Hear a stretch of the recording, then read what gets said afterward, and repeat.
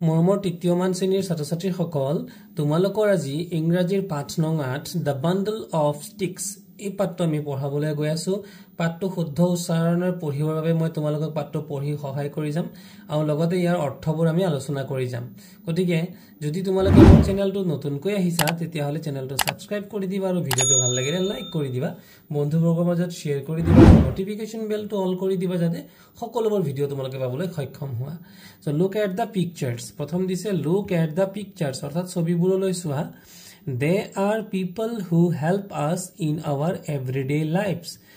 Everyday মানে হৈছে দৈনন্দিন আৰু লাইফস মানে হৈছে জীবন দৈনন্দিন জীৱনত অৰ্থাৎ ডেইলি আমাক যে যিসকল লোকে আমাক সহায় কৰে গতিকে এই সহায় কৰা লোকসকলৰ ইয়াতে এটা ছবি দিয়া হৈছে প্ৰথম চিত্ৰটোত চোৱা এজন হৈছে কিহৰ বাৰু এজন গাখীৰ বেপাৰী অৰ্থাৎ গাখীৰ মিল্কম্যানৰ চিত্ৰ গতিকে I am a milkman I bring milk for all গতিকে গাখীৰ বেপাৰী আমাক কি দিয়ে গাখীৰ দিয়ে গতিকে এইজনে আমাক সহায় কৰে গতিকে এই চিত্ৰটো দ্বিতীয় চিত্ৰটো হ'ল এও কাৰ এটা বনাই আছে গতিকে এইজনক কি বুলি কয় আই এম এ কাৰ মেকানিক গতিকে মই এজন কাৰ মেকানিক আৰু আই ৰিপেয়াৰ কাৰ্স মই কাৰ বনাও তাৰপিছত আছে এইজনে মাইকী মানুহজনে কি কৰিছে মাছ বেচি আছে গতিকে I am fish monger I sells fishes fish monger মানে মাছ বেপাৰী অৰ্থাৎ যি সকলে মাছৰ ব্যৱসায় কৰে বা বিক্ৰী কৰে তেওঁলোকক কোৱা হয় ফিশ মঙ্গাৰ তাৰপিছত আছে এয়া দেখিছে কাপোৰৰ ব্যৱসায় কৰিছে তে কোৱা হ'ব আই am A cloth merchant merchant মানে হৈছে ব্যৱসায়ী বা সদাগৰ গতিকে ইয়াতে ক্লথ মাৰ্চেন্ট মানে হ'ব কাপোৰ ব্যৱসায়ী আই সেল ক্লথস আমি কাপোৰ বিক্ৰী কৰো ইয়াৰ পিছৰ দেখিছে এই ছবিটোত কোলা কাপোৰ কোলা জেকেটা কোট পিন্ধি পেলাই আছে এজনী মাইকী মানুহ গতিকে I am a lawyer I advise people about law গতিকে আইনজীৱী হৈছে একজন আইনজীৱী আমি মানে উকিল বুলিও কওঁ ঘৰুৱা ভাষাত আৰু ইংৰাজীত কোৱা হয় লয়াৰ তাৰ পিছত এই ছবিটো দিয়া আছে এজন পাইপ ঠিক কৰিছে দেখিছেনে পাইপৰ কানেকশনবোৰ ঠিক কৰিছে পানী অহা যোৱা কৰাত গতিকে এই ব্যক্তিজনক কোৱা হয় plumber I am a plumber I fit and repair water pipes তাৰ পিছৰ ছবিটো দিয়া আছে এজন দোকানী গতিকে গালামালৰ দোকানী গতিকে ইয়াক কোৱা গালামাল দোকানী গৰাকী ইংৰাজীত কোৱা হয় গ্ৰছাৰ I am a grocer. I sell food and other things used at home. তাৰ পিছত এইজন হৈছে এজন হকাৰ অৰ্থাৎ তেওঁ পেপাৰ বিক্ৰী কৰে ঘৰে ঘৰে পেপাৰ দিয়ে গৈ গতিকে I am a hawker.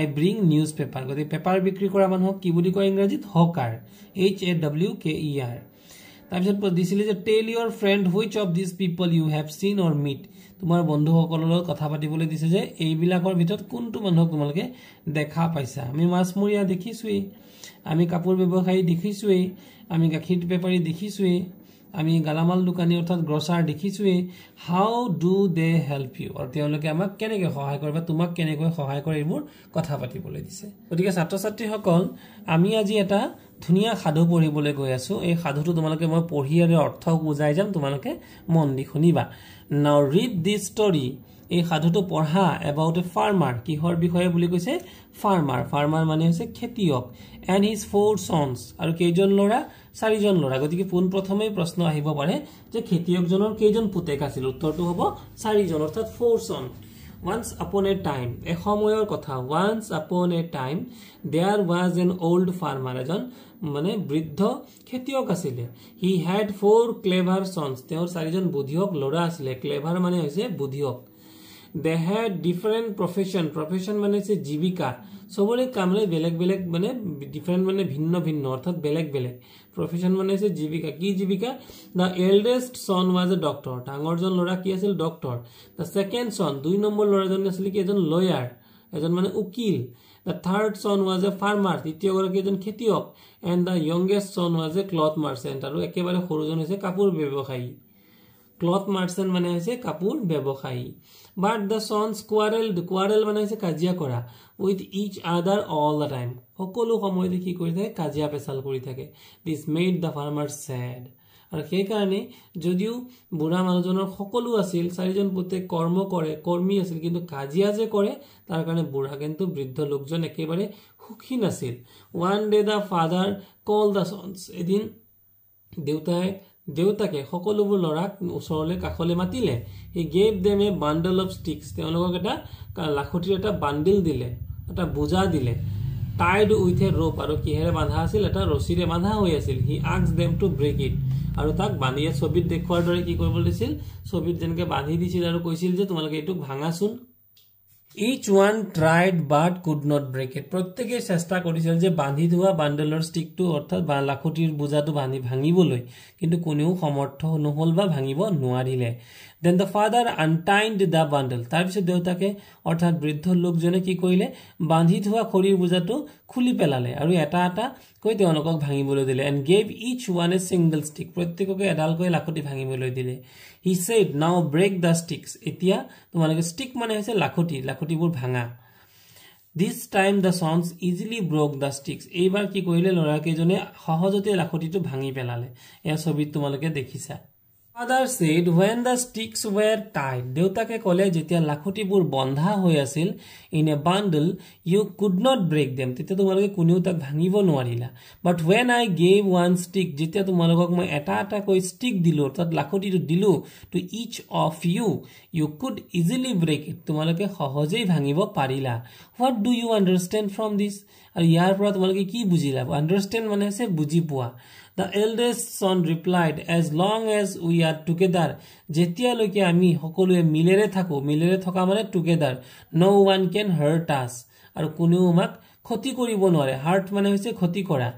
If we quarrel, we always be unhappy. আৰু যদি আমি কাজিয়া লাগি থাকো তেতিয়া আমি সদায় দুখী হৈ থাকিব লাগিব বা অসুখী হৈ থাকিব লাগিব। The sons promised their father. ল'ৰাকেইজনে promise কৰিলে মানে কথা দিলে their father, তেওঁলোকৰ দেউতাকক, that they would not quarrel anymore. আৰু তেওঁলোকে কাজিয়া নালাগে। anymore মানে আৰু, ইয়াতকৈ বেছি। The father was happy. আৰু দেউতাক বৰ সুখী হ'ল। এয়া তেওঁলোকে কথা দিছে, দেখিছানে বাৰু ছবিত? গতিকে এইবাৰ আহাচোন আমি প্ৰশ্নবোৰ আলোচনা কৰো। How many sons did the farmer have? তো লিখিব লাগিব the farmer had,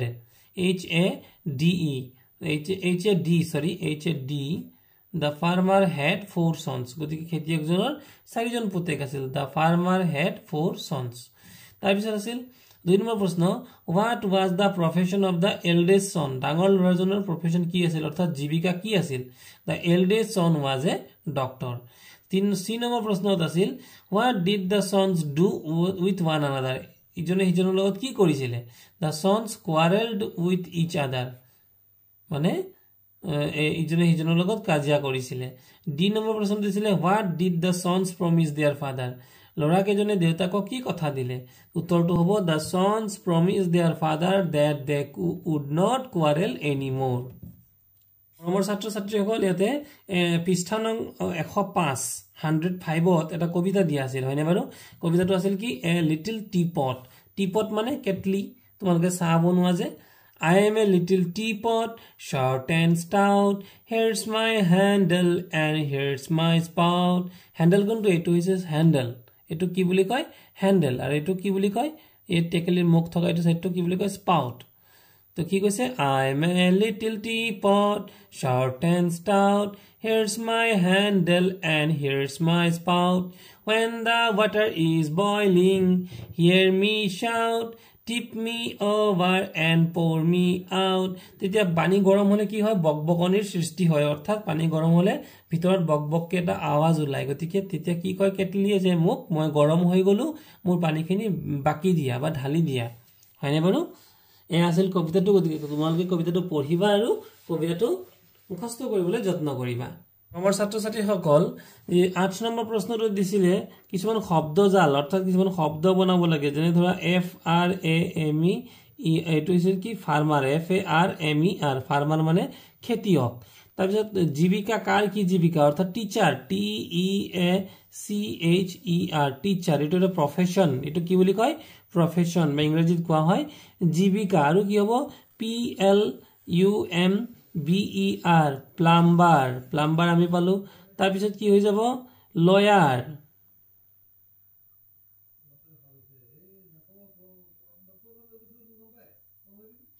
এইটো হৈছে লয়াৰ, LAWYER, লয়াৰ, হয়নে বাৰু? এনেধৰণে আমি তাৰপিছত আহিব গ্ৰছাৰ, গ্ৰছাৰ ওলাই যাব। চোৱা এইটো গ্ৰছাৰ, GROCER, গ্ৰছাৰ। গ্ৰছাৰ মানে কি আছিল? দোকানী, অৰ্থাৎ যিজনে দোকান দিবলৈ বস্তু বাহিনী বিক্ৰী কৰে। আৰু এটা আছিল কি ডক্টৰ, DOCTOR। গতিকে এইবোৰ কিন্তু এটা এটা প্ৰফেশ্যন। 9 নম্বৰটো দিছিলে ৰিড এণ্ড সে, এ ভেজিটেবল সেলাৰ সেলস ফিশ সবজি বেপাৰীয়ে মাছ বিক্ৰী কৰে শুদ্ধ নে ভুল ভুল এ কাৰ মেকানিক ৰিপেয়াৰ কাৰ্স এটো শুদ্ধ কাৰ মেকানিকে কাৰ বনায় এ ফিশমঙ্গাৰ সেলস ভেজিটেবলস মাছ বেপাৰীয়ে সবজি বিক্ৰী কৰে নেকি নকৰে এ মিল্কম্যান সেলস মিল্ক এটো হ'ব শুদ্ধ মৰমৰ ছাত্ৰ ছাত্ৰীসকল এবাৰ আৰু এটা কবিতা আছিল ইয়ৰ টিচাৰ সো ইয়ৰ টিচাৰ কবিতাটো তোমালোকে পঢ়িবা আৰু ইয়াক মুখস্থ কৰিবলৈ যত্ন কৰিবা এ দিছে I am your teacher I love you all I am your teacher I help you all I am always so dutiful I make your world beautiful I am with you on weekdays but I miss you on holidays এটো হৈছে your teacher কবিতাটো আৰু হেখত 13 number দিছিলে যে কেটামান শব্দ দিছিলে যেনে ফ্ৰেন্ড টিচাৰ ওয়াৰ্ল্ড আৰু হলিডে ফ্ৰেন্ড মানে বন্ধু টিচাৰ মানে শিক্ষক ওয়াৰ্ল্ড মানে পৃথিৱী আৰু হলিডে মানে হৈছে বন্ধৰ দিন এই কেটা দিবলৈ এটা এটা বাক্য সাজিব লাগে গতিকে ফ্ৰেন্ডত মই লিখিছিলো আলিৰ ইজ মাই ফ্ৰেন্ড তাৰপিছত টিচাৰটোত মই লিখিছিলো উই ৰেসপেক্ট আৱাৰ টিচাৰ্স আমি আমাৰ শিক্ষকসকলক সন্মান কৰো তাৰপিছত আছিল world মানে হৈছে পৃথিৱী the world is so vast পৃথিৱীখন বহুত ডাঙৰ তাৰ holiday we used to roam in holidays বন্ধৰ দিনত আমি ফুৰিবলৈ যাওঁ ইয়া আছিল মৰমৰ ছাত্ৰ ছাত্ৰীসকল আমাৰ পাঠটো গতিকে এই পাঠটো ধুনীয়াকৈ পঢ়িবা ইয়াৰ অৰ্থবোৰ মই আলোচনা কৰিছো আৰু তোমালোকে যদি পাঠটো ভাল লাগে লাইক কৰিবা আৰু কমেন্ট বক্সত মোক কমেন্ট কৰিবাচোন গতিকে আজিলৈ ইমানেই থ্যাংক ইউ